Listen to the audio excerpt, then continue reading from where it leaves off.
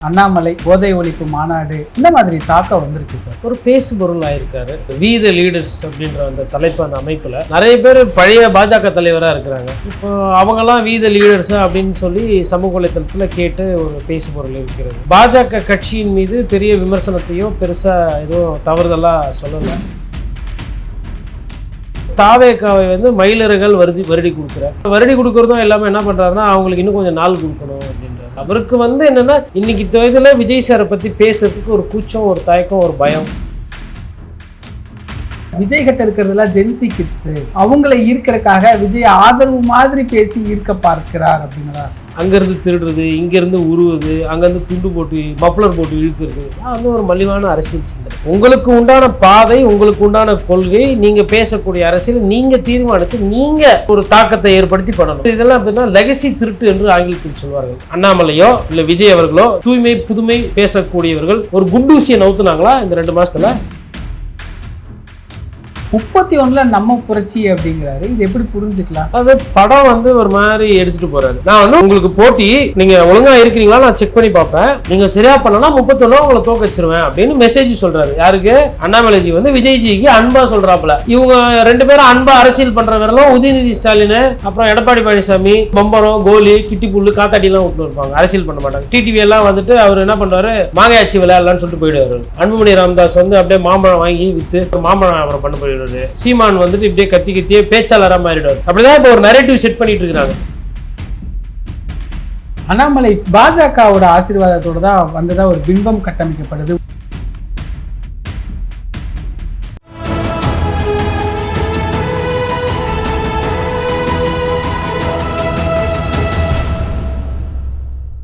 தமிழ் நேயர்களுக்கு வணக்கம். இன்று நம்மிடையே மூத்த பத்திரிகையாளர் திரு கோட்டீஸ்வரன் அவர்கள் இணைந்துள்ளார்.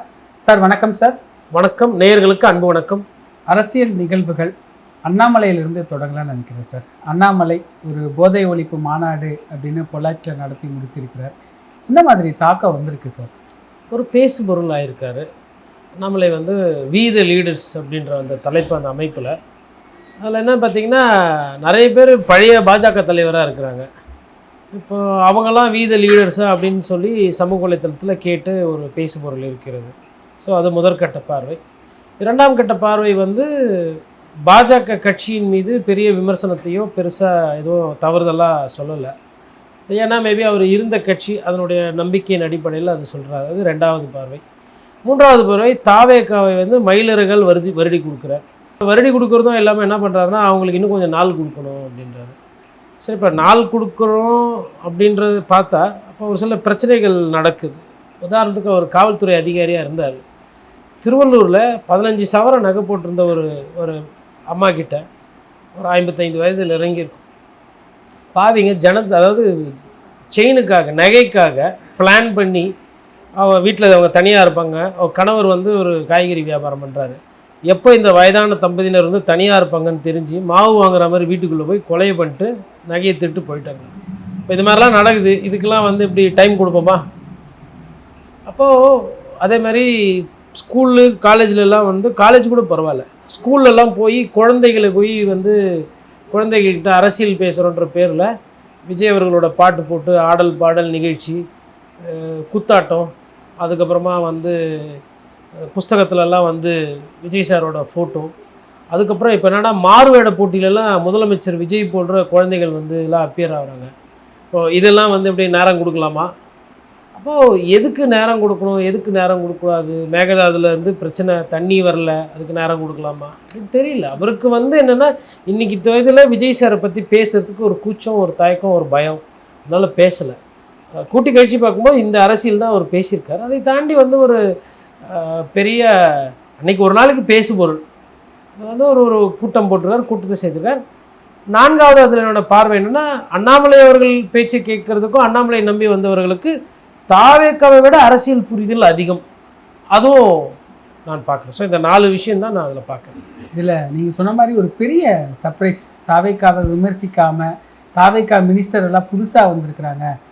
தடுமாறுவாங்க, கையை கொடுக்கணும், ஒரு வருஷம் காத்திருக்கணும். இது என்ன அரசியல் அந்த நகர்வு? பலரும் சொல்கிறாங்க விஜய் கிட்ட இருக்கிறதுலாம் ஜென்சி கிட்ஸு அவங்களை ஈர்க்கிறதுக்காக விஜய் ஆதரவு மாதிரி பேசி ஈர்க்க பார்க்கிறார் அப்படின்னா ஆதரவு மாதிரி ஈர்க்க பார்க்குறதுலாம், அதாவதுங்க, எனக்கு உண்டானதை நான் தான் வந்து தீர்மானிக்கணும். இல்லை எங்கள் கட்சிக்கு உண்டானதை நாங்கள் தான், நம்ம தான் வந்து அது செயல் திட்டம் பண்ணணும். ஒரு கட்சி தலைவர்னால் அப்படி தான் இருக்கணும். அங்கேருந்து திருடுறது, இங்கேருந்து உருவுறது, அங்கேருந்து துண்டு போட்டு மஃப்ளர் போட்டு இழுக்கிறது, அது வந்து ஒரு மலிவான அரசியல் சிந்தனை. உங்களுக்கு உண்டான பாதை, உங்களுக்கு உண்டான கொள்கை, நீங்கள் பேசக்கூடிய அரசியல் நீங்கள் தீர்மானித்து நீங்கள் ஒரு தாக்கத்தை ஏற்படுத்தி பண்ணணும். அதுதான் வந்து, அதாவது இதெல்லாம் எப்படின்னா லெகசி திருட்டு என்று ஆங்கிலத்தில் சொல்வார்கள். என்னன்னா, நான் அம்மையார் ஜெயலலிதா மாதிரி, நான் எம்ஜிஆர் மாதிரி, நான் அண்ணாவோட வாரிசு, நான் கொள்கை வாரிசு, கொள்கை குன்று, நான் அவரை மாதிரி இவரை மாதிரி அப்படின்றவங்களெல்லாம் நம்பவே கூடாது.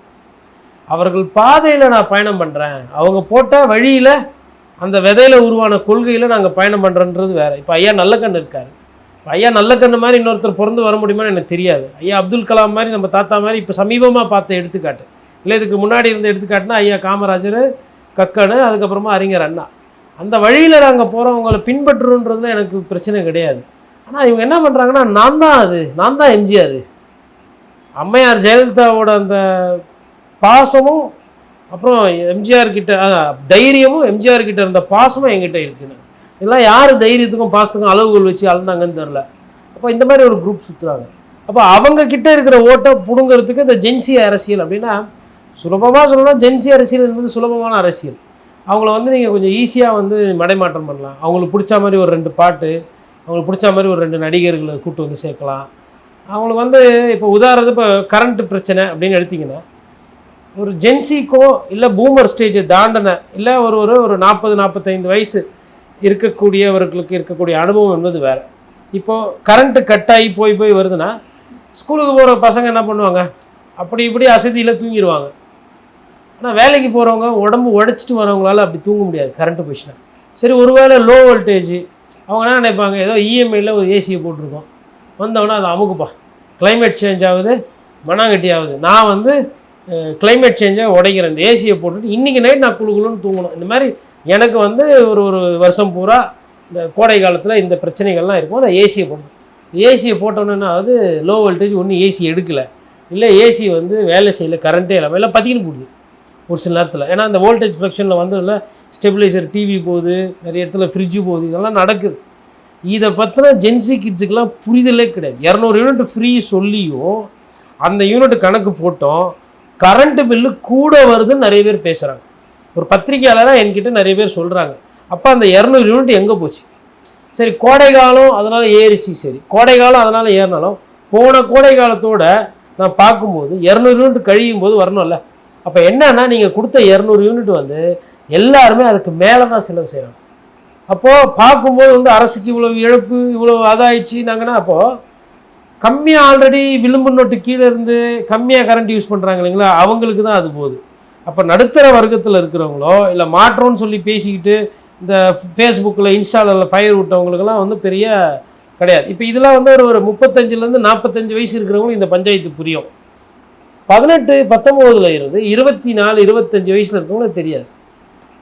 ஃபீஸ் கட்டணும், அப்பா காலேஜ் ஃபீஸ் கட்டணும்ப்பா, அந்த ஃபீஸை கட்டுறது எவ்வளோ கஷ்டன்றது அந்த அப்பாவுக்கு தான் தெரியும், இந்த அம்மாவுக்கு தான் தெரியும் தன்னோட கணவன் எப்படி பண்ணுவார். ஏன்னா அவங்க தான் அந்த நகை ஆனவனாக கைட்டி கொடுக்குறது, அடமானம் வைக்கிறது. அப்போது ஒரு அன்றாட வாழ்வாதார தேவைகளுக்கு அரசியல் எப்படி தொடர்பு இருக்குது. இப்போ இவங்க கேட்பாங்க, ஃபீஸு ஜாஸ்தினா அது கட்ட போகிறாங்க, அதுக்கு எது இவர் கோட்டீஸ்வரன் இப்படி ஃபீல் ஆகி பேசுகிறாரு. கரெக்டுப்பா, உங்களுக்கு தெரியாது. ஏன் அப்படின்னா, இந்த தனியார் மயம் கொள்கை இருக்குது பாருங்கள், அது அரசியல். உங்கள் காலேஜ் ஃபீஸு ஏறிச்சு பாருங்கள், அது அரசியல். உங்கள் காலேஜுக்கு கேன்டீனுக்கு வந்துட்டு அப்புறமா டிரான்ஸ்போர்ட்டுக்கு அதுக்கு தனியாக காசு வாங்குறாங்க பாருங்கள், அது அரசியல். இப்போ இவ்வளோ விஷயம் அரசியல் மோசமாக போனதுனால தான் இன்றைக்கி இன்ஜினியரிங் ஸ்கூல் ஃபீஸ்லேருந்து காலேஜ் ஃபீஸ்லேருந்து மருத்துவம் படிக்கணும்னா இன்றைக்கி 1 கோடி 2 கோடி இல்லை மருத்துவம் படிக்கவே முடியாது. நீங்கள் தனியாரில் போய் படிக்கணும்னா கோடிகள் செலவு பண்ணால் தான் உண்டு. இந்த நிலைக்கு மாறினதுக்கு காரணம் என்ன? அரசியல்.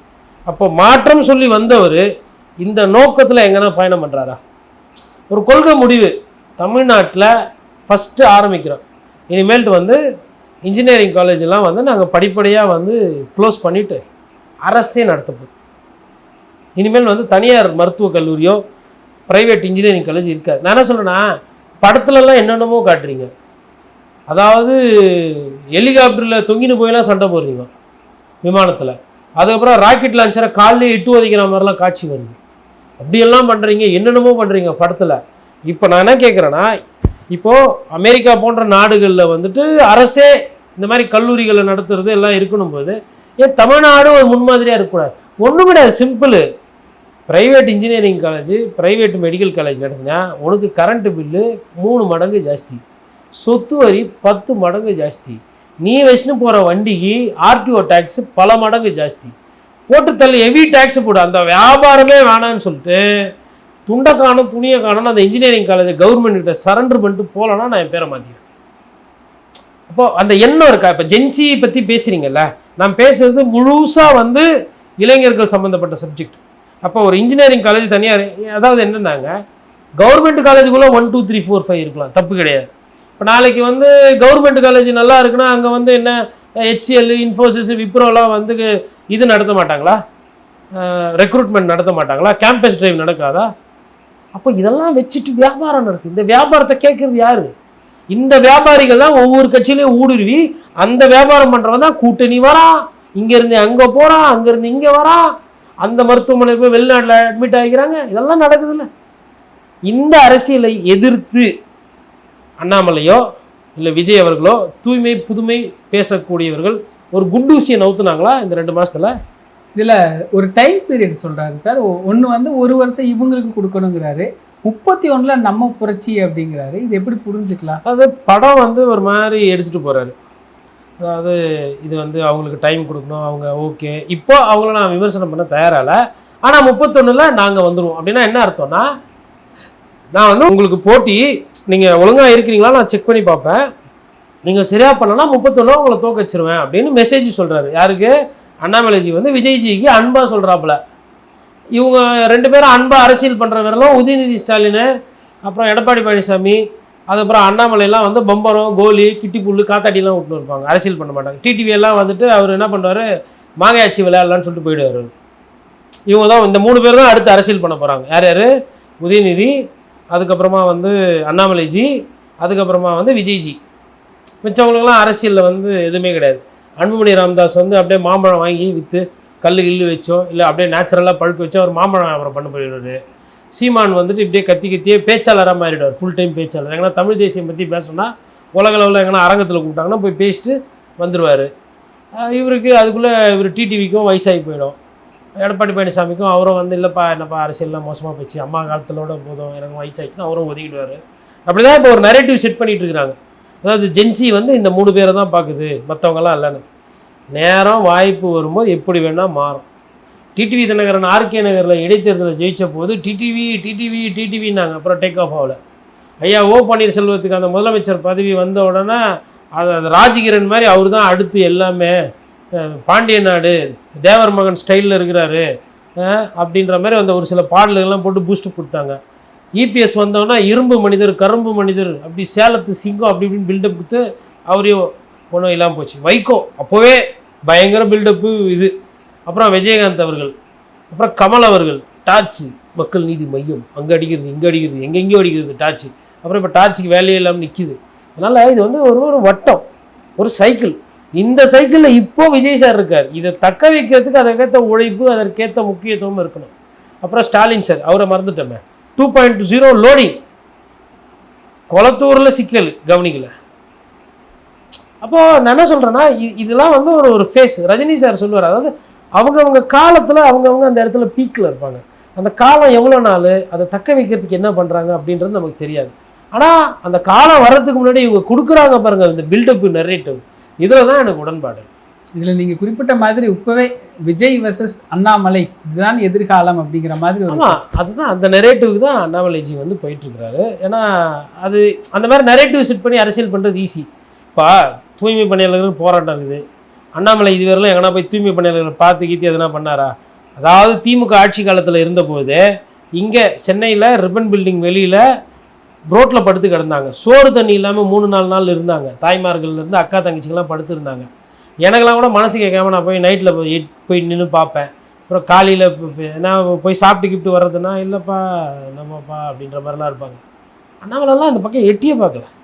இன்னொருத்தர் யார், இவர் விஜய் சார் வீட்டுக்கு கூப்பிட்டு பார்த்தாரு. போராட்டம் பண்ணவங்களை வீட்டுக்கு கூப்பிட்டு பார்த்த ஒரே உத்தமர் ஐயா தான், இன்றைய முதல்வர். இவங்க தான் அடுத்த புரட்சி பண்ண போகிறோம். அதாவது இந்த நாட்டை சுத்தம் செய்யக்கூடிய இந்த நாட்டில் எந்த ஜாதிக்காரன் எந்த மதத்துக்காரன் நல்லவன் கெட்டவன் குழந்தை வயசானவங்க போட குப்பையெல்லாம் கையாண்டு அந்த குப்பையெல்லாம் பிரித்து இந்த குப்பை இல்லாத ஒரு நகரமாக ஒரு மாநகரமாக ஒரு ஊராக பார்த்துக்கிற தூய்மை பணியாளருக்குன்னு பேசுகிறதுக்கு நாதி இல்லாத தலைவர்கள். 2 மாதம் 60 நாள் ஆச்சுங்க. இன்னும் கலெக்டர் வேலை, டிஎஸ்பி வேலை, பேங்க் வேலை கேட்கல, பெருக்கிற வேலை, குப்பையை வர்ற வேலை, அந்த பணி நிரந்தரத்தில் இன்னும் ஒரு தீர்வு வரல. என்ன மாற்றம் இது? அப்போ வீட்டுக்கு கூப்பிட்டு பார்த்தீங்கல்ல, இப்போ நாடகம் தானே.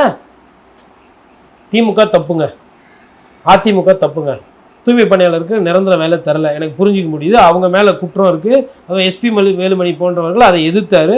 அதனால் அதிமுகவும் அதில் கண்டுக்கலை. எதிர்க்கட்சியாக இருந்து கூட அவங்க போராட்டம் பண்ணும்போது கிட்ட போய் பார்க்கல. ஜெயிக்கிறது தோக்கிறது தாண்டி சென்னையில் போராட்டம் நடந்துச்சா? சென்னையில் அதிகமானவங்களை பாதிப்புக்குள்ளாங்க. சென்னையில் கொத்தா இந்த குடிசைகள் அதிகமாக இருக்கிற பகுதியில் யாருக்கு ஓட்டு போட்டாங்க? தாவேக்காக்கு ஓட்டு போட்டாங்களா இல்லையா? அந்த மக்களுக்கு நீங்கள் என்ன பண்ணியிருக்கீங்க? இப்போ அவங்க கோர்ட்டுக்கு போய் போராடணும். எதுக்கு? வேலைக்கு. இந்த வேலைக்குன்னா பெருகிற வேலைக்கு, ஒரு பெருகிற வேலைக்குன்னா 200 பேர் 300 பேர் மற்ற போட்டித் தேர்வு மாதிரி காத்துக்கிட்டு இருக்காங்களா? இல்லை ஒரு பெரிய பதவிக்கு லட்சக்கணக்கான பேர் வெயிட்டிங்கில் இருக்காங்க இல்லையே? அதே ஊரில் இருக்கிறவங்க தான் எல்லாரும் அந்த வேலைக்கு வர்றது இல்லையே. அந்த வேலையை பார்த்து அரசு உத்தியோகமாக கொடுத்துக்க அதுக்கு ஒரு பிஎஃப் டிஏ கொடுக்கறதுக்கு கூட மனசு வலிக்குது. இப்போ ஒன்று சமூக ஊடகங்களில் போயிட்டு இருக்குது, அது உண்மையாக பொய்யா தெரியல. தூய்மை பணியாளர்கிட்ட வந்து அக்ரிமெண்ட் மாதிரி போட்டு வாங்குறாங்களாம். நான் போராட்டம் பண்ண மாட்டேன், தொழிற்சங்கத்தில் சேர மாட்டேன், நான் வந்து டிஏ கேட்க மாட்டேன், அது கேட்க மாட்டேன், இதை கேட்கணும் ப்ரைவேட்டுக்காரங்க கையெழுத்து வாங்குறாங்களா. அதெல்லாம் கேவலம், கொத்தடிமைத்தனமாக நடக்குதுங்க. சட்டம் படித்த மாணவனா அது எனக்கு இன்னும் கைக்கு வரல, வந்தவொடனே அதை நான் தனியாக இன்னும் பேச போகிறேன். இது என்ன விதமானது? இது என்ன பாண்டட் லேபர் சிஸ்டம் இருக்கா? இங்கே மனசாட்சியே கிடையாது அவங்களுக்குலாம். அப்போ எங்கே போகுது இது? அதாவது இந்த தனியார் மய பைத்தியக்காரத்தனம் எவ்வளோ நாள் தொடரும் இது? அதாவது அரசு வந்து தனியாருக்கு காசு கொடுக்குமா, தனியார் லாபமும் சம்பாரித்து சம்பளமும் கொடுப்பாங்களாம். ஆனால் அரசே அதை எடுத்து நடத்தினா நஷ்டமாயிடுமா? என்னால் நடத்தினா நஷ்டமாயிடும். நீங்கள் அதை என்கிட்ட வாங்கி அமைச்சருக்கு ஒரு கட்டிங் கொடுத்து அதில் பொய்யான போலி பில்லு எல்லாம் திருட்டுத்தனமாக பண்ணிங்கன்னா லாபமாக போகும். ஆனால் நானே பண்ணால் நஷ்டமாயிடும். இப்பேற்பட்ட ஒரு பெரிய சித்தாந்தத்தை தொடர்ந்து இப்போ தாவேக்காவும் ஆதரிச்சிட்டு யார் கேட்குறது? அண்ணாமலை பாஜகவோட ஆசீர்வாதத்தோடு தான் வந்ததா ஒரு பிம்பம் கட்டமைக்கப்படுது. அவரோட பின்னணி என்ன, அவரோட ஃபியூச்சர் என்னன்னு நிறைய கேள்விகள் முன்வைக்கிறாங்க சார். அவருக்கு இதுக்கு மேலே ஃப்யூச்சர்லாம் ஆல்ரெடி அசார் செட்டில்டு. 3 வருஷம் பாஜகவுடைய மாநில தலைவர், access to prime minister of India, access to home minister of India. அந்த ஆக்சஸ்லாம் வந்து எல்லாருக்கும் கிடைக்காதுங்க. அதை வச்சே வந்து வாழ்க்கையினுடைய உயரத்துக்கே நிறைய பேர் போயிடுவாங்க. அவரும் போயிருக்கிறார். ஐபிஎஸ் அதிகாரியாக இருந்தால் எத்தனை பேர் தெரிஞ்சிருக்கும்? ஏன்னா மாதம் ஒரு 2 லட்ச ரூபா வந்திருக்குமா சம்பளம்? நானும் அந்த சம்பளம் மாதிரிலாம் வாங்கினவன் தான், விட்டு தூக்கி போட்டு தான் வந்திருக்கிறேன். என்ன வந்துடும்? ஒரு வீடு இருக்கும், ஒரு காரு 2 கார் வச்சுக்கலாம். கொஞ்சம் மிடில் கிளாஸில் அப்பர் மிடில் கிளாஸ் ஒரு வாழ்க்கை வேணும். இன்றைக்கி சார் அந்த வாழ்க்கை தான் வாழறாரா? அவர் மீது எவ்வளோ விமர்சனங்கள் வருது. ஒரு இந்த வியாபாரம் பண்ணுறாரு, ரியல் எஸ்டேட் பண்ணுறாரு, அது பண்ணுறாரு, இது பண்ணுறாரு, வருதா இல்லையா? அதற்கெல்லாம் என்றைக்குன்னா பொது வெளியில் வருதுன்னா பதில் சொல்லியிருப்பாரா டீட்டெயிலாக? ஒன்றும் கிடையாது. அதனால் அவருக்கு நிறைய நல்ல வருமானங்கள் இன்றைக்கி வந்து ஒரு கூட்டம் போடுற அளவுக்கு ஒரு சில விஷயங்கள்லாம் நடந்திருக்கு. அந்த கூட்டத்துக்கெலாம் எவ்வளோ செலவாயிருக்கும்? லட்சங்கள் ஆயிருக்கும். யாரோட காசு? உங்கள் பிஎஃப் காசா? யாரோட பின்னணி? த லீடர்ஸ்லாம் ரைட்டு. இன்வெஸ்டர் யார்? Who is investor? Is your own money? இல்லை கம்யூனிஸ்ட் கட்சி மாதிரி உண்டி கொடுக்குனீங்களா? இல்லை டிக்ளேர் பண்ணுவீங்களா? நானும் பார்க்குறேன், யாராவது ஒரு பெரிய கட்சியாக வரவங்க இல்லை உருவாகிறவங்க இந்த கூட்டத்துக்கு இவ்வளோ செலவாச்சு, இவ்வளோ ஆச்சு சொல்கிறது இல்லையா? ஏன் இன்றைக்கி அது வந்து பிரச்சனை. அரசியல் கட்சி நடத்துனீங்கன்னா அவங்களுக்கு சில பல கோடிகள் செலவாகும். அந்த கோடிகளுக்கு பின்னாடி இருக்கக்கூடிய அந்த முகமூடி யார்?